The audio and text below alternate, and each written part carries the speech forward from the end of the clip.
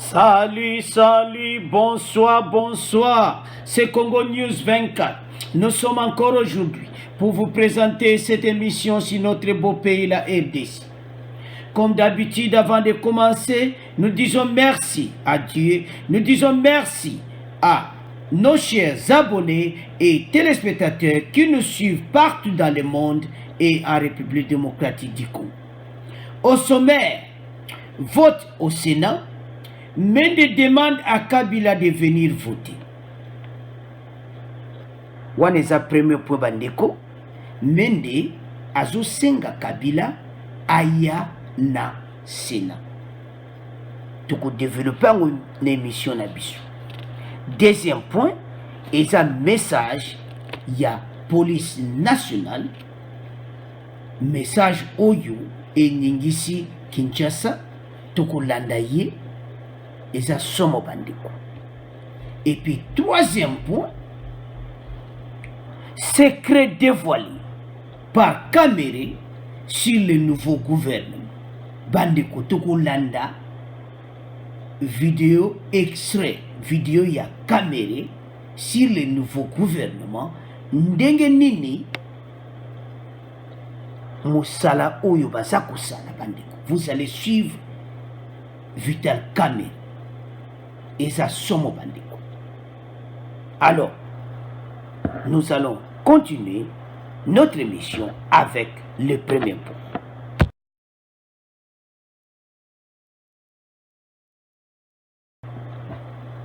Alors, premier point bandeko. Vote au Sénat. Mende demande à Kabila de venir voter. Pourquoi Mende demande à Kabila de venir voter? Bandeko Bolanda. Et ça somme. Parce que selon Mende, la présence de Kabila peut marquer. C'est-à-dire la présence de Kabila dans match koko changé. Voilà selon Mende. Alors, ce que Kabila y était, et que Salama le kole Salama qui na Sankuru. Le quoi y a qui défaite na Sankuru, y a ko pesa message à l'objet il faut Kabila azala présent pour match penda et beta makito. Alors, suivez s'il vous plaît, bandeko. Tout le monde s'interroge sur la venue de Joseph Kabila. Devenu sénateur à vie pour participer au vote et marquer ainsi son soutien à Tambo. Donc, Moutounio s'interroge, mais il y a un sénateur à vie. Yeah. Bon, il y a l'inga soutenir Tambo. Mais aya na Sénat ya ko voter. Aya ko voter parce qu'ils ont soutenu Tambo. Aya ko voter asa sénateur à vie. Bandeko bolanda eza mobulu. Awa. Eza pina mobulu na pour bandeko bolanda. Il y a beaucoup d'hypothèses. Première hypothèse. S'il vient, il peut infléchir la tendance. Certains n'oseront peut-être pas à voter Bahati en sa présence. Alors, bandeko, c'est sa première hypothèse. Donc, ce qu'il y a hier, et belé, boibi ke banga banga kaye, donc c'est clair, banga na bango ye, to éviter domination ya oya likola FCC. Donc, il y a domination, il y a ancien ministre, il y a bateau, il y a compris na gati. Donc, domination, mon sakana moti. Alors, présence na ye, et belé ta ozo stylo na ye, a comme B-A-H-A-T-I et kozala mobulu. Parce que zo banga, Kabila zawana. Wana zaba hypothèse bandeko. Yango Mende azo senga Kabila azala na Sénat na vote. Parce que bantu mususu ya FCC taba mona Kabila bako banga ko voter Bahati. Baloba oh chef wazawa tika na voter kaka Tambo soki te na kozwa fimbo ya kosaka na ngoti. Donc wana première hypothèse. Donc, deuxième hypothèse, bandeko, eza somme. Eza somme. Bazo benga deuxième hypothèse Waterloo. et belé bandeko ba ebi Waterloo ezo signifie. Mais c'est un pari risqué. S'il vient et que Tambwe est défait, ce pourrait être son Waterloo. Donc c'est un pari risqué. Donc, ce qui Kabila a décidé qu'il y a un vote, sénateur à vie, alors la deuxième hypothèse, ce qui y a eu et que Tambwe a bimité. Wa mon boulot te bandeko. Wa penza donc défaite totale donc Kabila babezo bengango, ça pourrait être son Waterloo. C'est le Waterloo de Kabila. Wana kozala pena mobulu pona Kabila soki ya ye et kozala na ebite so akwa ko bima na salle na ebite soki le même juge quoi bele ba ko proclamer ngo donc ce ko bima ndenge nini do c'est impossible. Yango en conclusion ils ont montré Kabila zo banga koya parce que ba hypothèse a mibale soka ye et kozala kitoko soki Tambwe abimi. Mais ce quoi y Tambwe bimité kozala mobulu pona Kabila. Allo bandeko wana ezaki premier point de cette émission. Alors tous les Canadiens, deuxième point, la police nationale.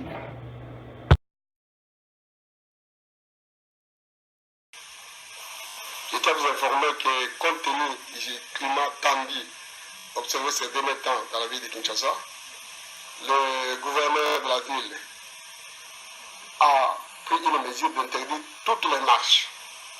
Et à partir du lundi 22 jusqu'à la fin de la semaine, il n'y aura aucune manifestation politique dans la ville de Kinshasa.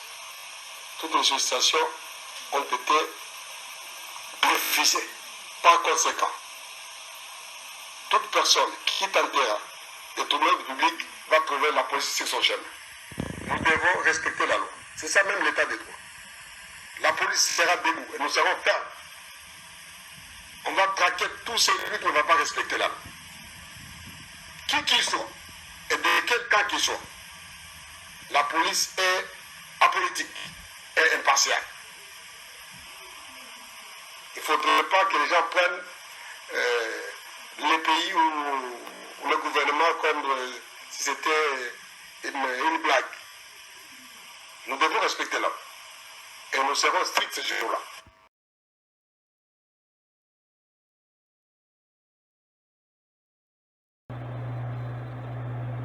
Alors bandeko tolandi biso nyonso police nationale dont des chefs de la police à l'obi que mutu atia makolo kunati.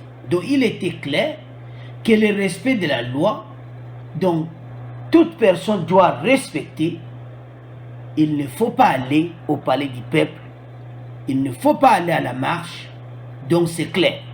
Alors qui bokendete, ce OK. Donc bakoza na yo, okozwa fimu na yo, alo bandeko. Biso stoyo kiango.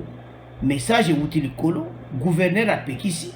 Raison est claire, ba juge ba lettre belé na ba parti belé, musu ba soutenir PPRD, musu ba soutenir Bayati, musu ba contre Tambwe, ba zo yakapona marche wana ke Tambwe le kataza criminel, ba musu do ba lettre qui belé que bango ba zo ya ko marcher contre Tambwe Mwamba parce que boyebi passer à Tambwe Mwamba ezaki pena kitoko te pa musu ba décider ba ya, musu IDPS ba ya contre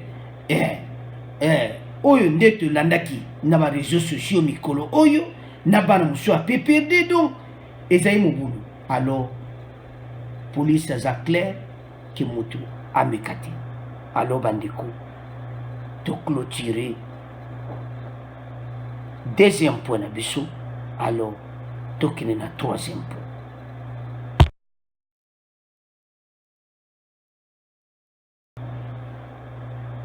Alors bandeko troisième point eza mobulu. Oba lobaka les secrets dévoilés par Kamel. Kamel a dévoilé secret oyo bandeko. Azaki na masolo donc même ngale na zola na bi mais yebsi bon pene ba vérité ko. Donc il a dit la vérité. C'est-à-dire il avait reçu en audience les jeunes du parti. Et puis, il a dévoilé les secrets. Il a dit ce qui s'est passé à la formation du cabinet, à la formation, c'est-à-dire à la nomination des conseillers, à la présidence et sur le nouveau gouvernement. Alors, bandeko, tanga sooli na bango bandeko. Alors, et ça mon boulot bandeko, mais avant de continuer la mission na biso, Tolanda, Vital, Caméré, bon, on continue la mission na biso.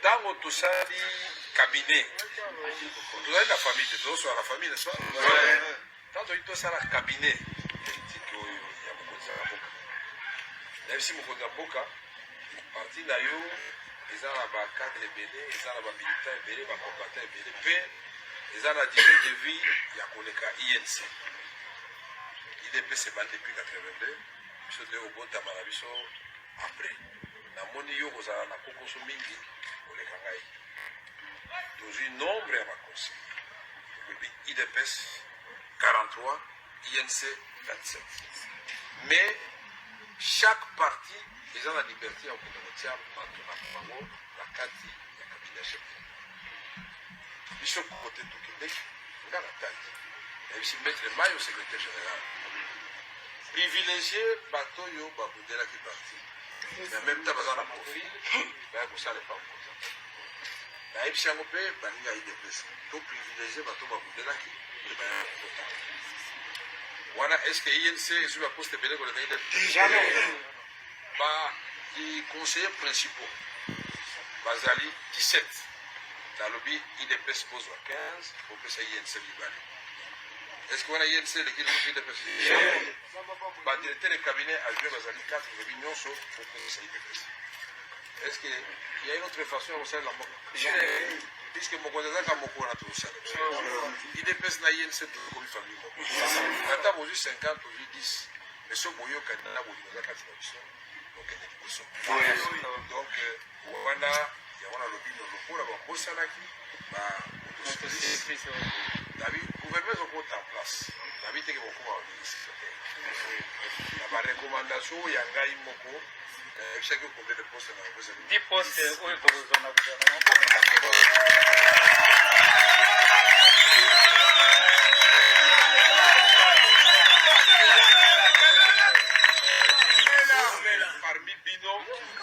bobali koza na baingénieur koza na balicencié koza na bamédecin koza na bapédagog oyo baza na cursus ya baconseiller ngambo na korekomande bango bazala baconseiller oyo asukaka na ye ata na humanité tokokonte akozala ye ata na bureau d'appoint cabinet bana baliaka kosuka lisusu balobaka polele boye te me babomani baproduction ezali mwa ebele oyo na kosenga na bino si occasion yango emonani bobosana te ke biso nde toza na proposition ya solo ke bino bagene na biso balobo ezoyeba na biloko na bino bokontrole makambo okozala te na kati ya ndako ya moko bali koluka nini ya kopelisa moto na kati ya ndako oyebike bana no nde baza na kati ya ndako bana bakokufa bana voisin be donc wana yango na proverbe na kasi kokomprendre na wana pekisi ba jeune ya lycée provocation ezala te nali koyoka te moto arépondre na komona ngai alo ngai nakoma kamele na répondre boye te conscience ya moto na motu du peuple totambolaki naoki babiso nami oyo ya biso bakofinga basoki totamboli population yazosepela biso tokotalaka population oso population yaki ya kosepela te anga bawa biso babanga population tokoti na kati ya basina bavide kulomba kuna na kati ngai nasakota kuna moto mwa asakota kuna ntango président na biso azoleka azometela maboko azomona ngo mabe eza kosoba tokosuna te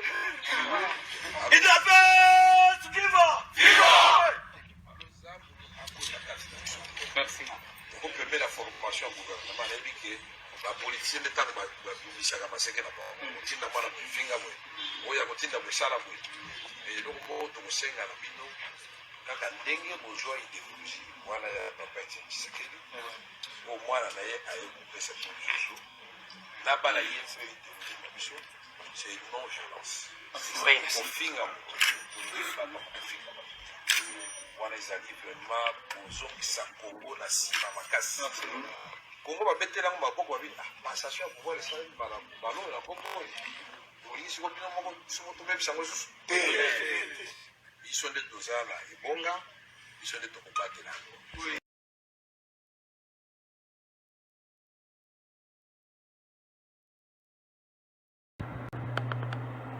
Alors bandeko tolandi kamere wana alors aza clair et puis eloko esengo ayebisi bango mpona baposte et puis ayebisi bango bavérité que ceux qui 17 15 2 INC 15 eke na IDPS wana baconseiller et puis ayebisi bango ebele wana botanga ebele boza wana donc gouvernement ezosala makala te ebele bakotia bango bakotravaille na baconseiller ebele bakotravaille na baministre donc apromettre bontia baposte sur le nouveau gouvernement bandeko mpe admisi secret moko wana atuli ndeko na bango wana oyo azalaki wana yebisi bango napesa bino combien 10 mpona bajeune wana 10